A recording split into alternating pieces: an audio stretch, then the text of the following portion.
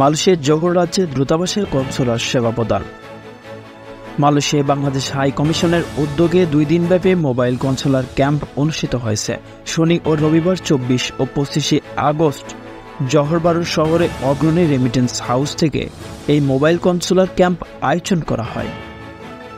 এ সময় জোহর বারু শহরের বসবাসরত প্রবাসী বাংলাদেশিদের ই-পাসপোর্ট সেবার আবেদন গ্রহণ, বায়ো এনরোলমেন্ট সম্পূর্ণকরণ, এমআরপি পাসপোর্ট বিতরণ সহ প্রয়োজনীয় বিভিন্ন কনসুলার সেবাগুলো প্রদান করা হয়।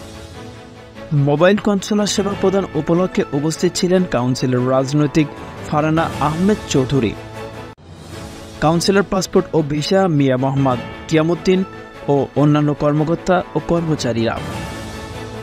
এছাড়া বাংলাদেশ সরকার অনুমোদিত পাসপোর্ট, ভিসা ও অন্যান্য সেবা সংক্রান্ত আউটসোর্সিং কোম্পানি ইউএসকেএল এর মার্কেটিং ম্যানেজার আরমান পারভেজ মোরাদ ও অন্য প্রতিনিধিরা এবং বিপুল সংখ্যক সেবা প্রার্থী প্রবাসী বাংলাদেশি উপস্থিত ছিলেন। কুয়ালালামপুরে বাংলাদেশ হাইকমিশন কনসুলার সেবা প্রদানকালে অগ্রণী রেমিটেন্স হাউসের সহযোগিতার জন্য আন্তরিকভাবে ধন্যবাদ জানায়। এদিকে হাইকমিশনারের বিশেষ উদ্যোগ স্বাগত জানিয়েছেন সেবা নিতে আসা প্রবাসী বাংলাদেশি সহ কমিউনিটির নেতারা। সংবাদের এ পর্যন্তই। পরবর্তী নিউজ আপডেট পেতে আমাদের সাথেই থাকুন। ধন্যবাদ।